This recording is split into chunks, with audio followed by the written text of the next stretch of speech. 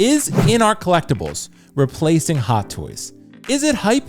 Is it fear? Is it noise? Well, today we're gonna take a deep dive into the battle that's going to define the future of 1/6 scale collecting as we know it. But before we get started, make sure to like the video, subscribe to the channel, and click the notification bell down below so that way you don't miss content when it goes live here. That said, we have a Clash of the Titans ongoing here. InArt Collectibles on one side, Hot Toys Collectibles on the other. Who's gonna have your attention moving forward, and who's gonna have your hard-earned money?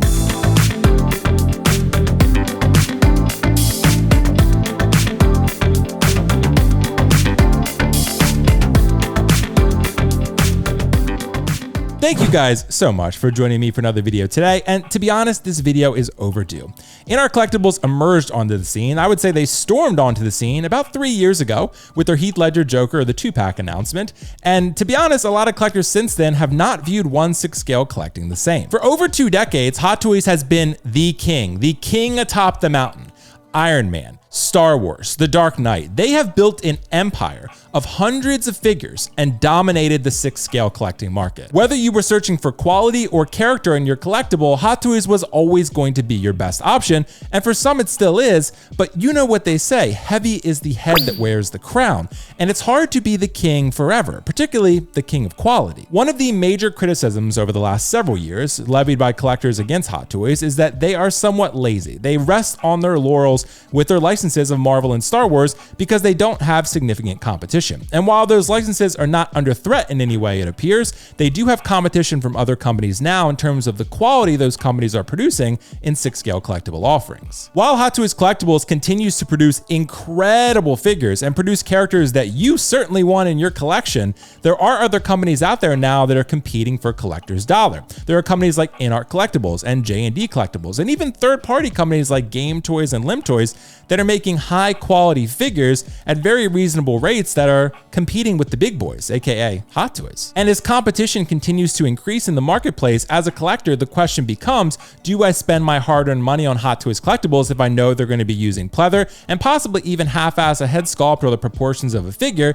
Do I commit that money, or do I commit it to an InArt Collectibles figure where I'm probably going to get slightly better quality to my door? It's a legitimate question. Prior to InArt Collectibles' arrival on the scene, 6 scale collecting was pretty straightforward. I would argue subjectively, speculatively, that about 95% of collectors were buying Hot Toys figures and probably not any other brand whatsoever. Most collectors would just cross their fingers and pray that Hot Toys would produce their favorite character, and a lot of times they wouldn't. You got a lot of Iron Man and Spider-Man and Avengers, which is what was hot at the time, which I think has done them a benefit, but there are collectors who still feel that lack of diversity. And it's been somewhat difficult for Hot Toys to shake that reputation of sort of being one note, making whatever's hot at the time, but not really expanding outside of that and making things that maybe a more niche collector would want in their personal display. Since then, I would argue Hot Toys has combated that criticism and offered, things like the James Bond figure, which I think people have said they've wanted for a really long time and hopefully they purchase, but I got to give Hot Toys credit, they are expanding their offerings as time progresses. But InArt Collectibles is nothing to scoff at because they have come in with some very high quality figures, particularly from the Warner Bros. Licenses and some others outside of that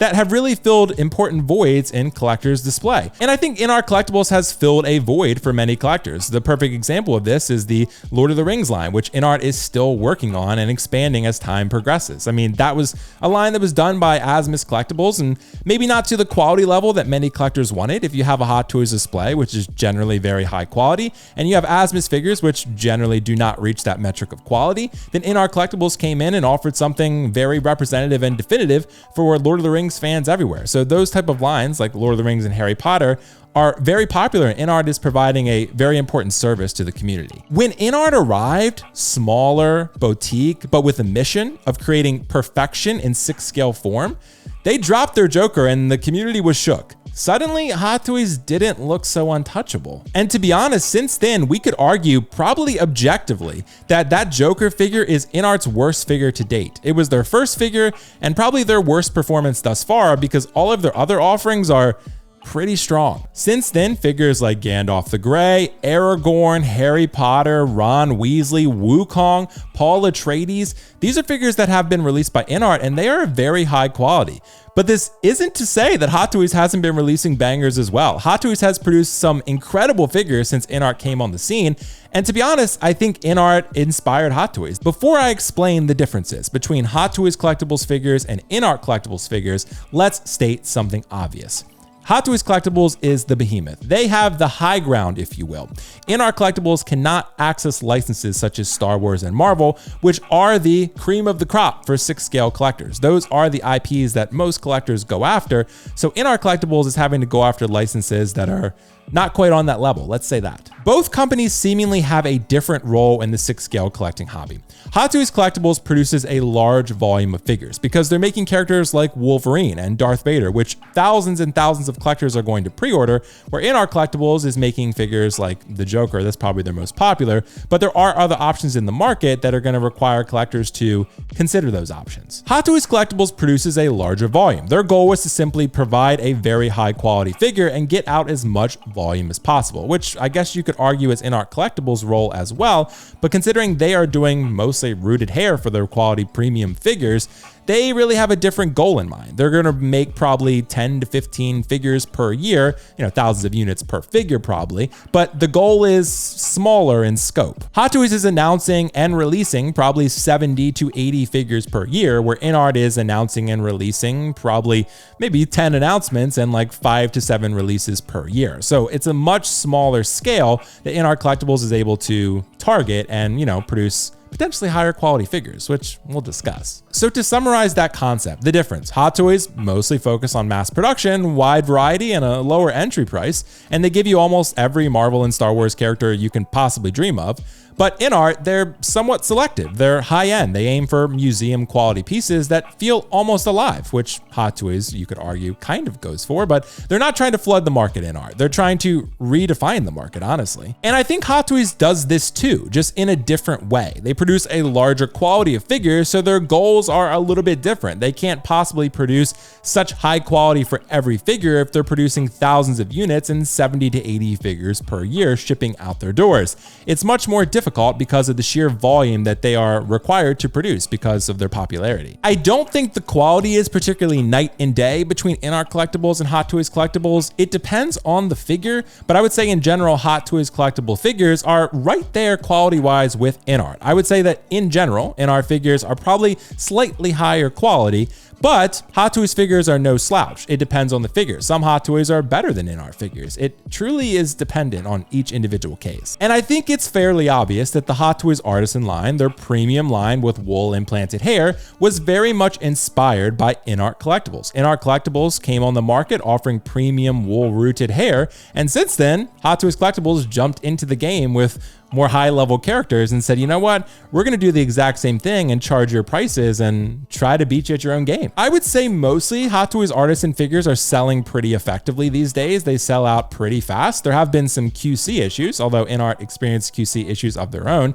not so much with hair, but with magnets and other things. Still, Hot Toys Artisan line, I would say in general, has been a success. With some bumps in the road due to those QC problems, like my Scarlet Witch. It's still traumatic to talk about it, but it's okay, I guess. But this isn't just about the figures. It's about something more than that. It's about pride.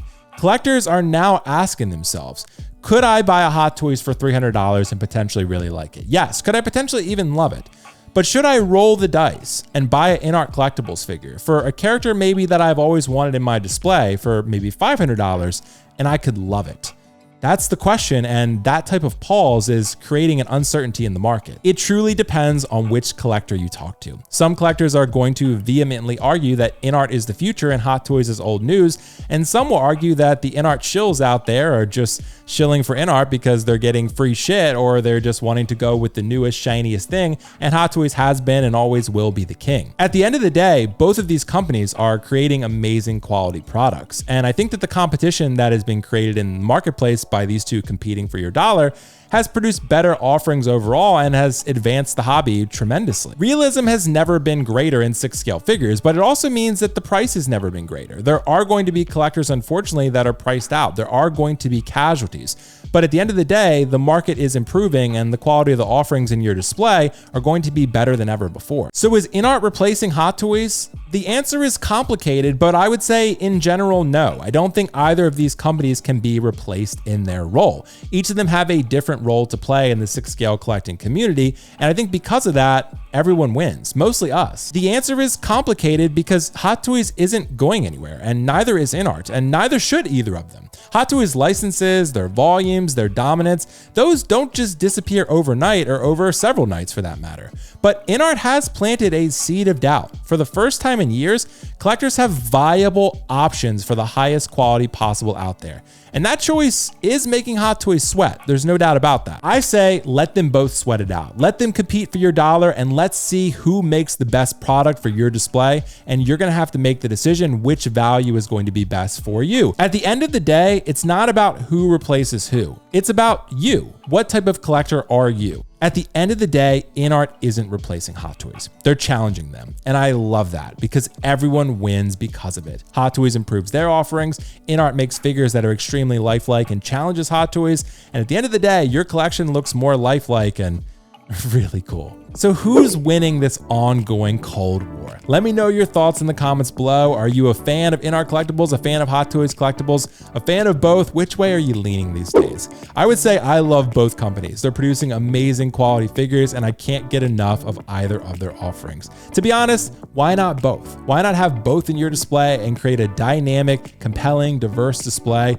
Because all of these companies are making amazing things. It's not just Hot Toys, it's not just InArt. There are other great offerings out there as well. So I think diversifying your display is a really important part of the process, for me at least. Guys, if you enjoyed this video, make sure to like the video down below, subscribe to the channel, and click the notification bell so that way you are notified when content goes live here. I'd also appreciate it if you would follow me on Instagram and TikTok, will.foxification on Instagram and will_foxification on TikTok. Guys, thank you so much. Let me know how your collecting journey is going. Let me know whether you're picking up InArt figures or Hot Toys figures or both. I am certainly picking up both of them because they're at the top of their game and firing on all cylinders, and I am all about it. Guys, thank you so much again. I'll catch you in the next video. Peace out. See you later. Bye.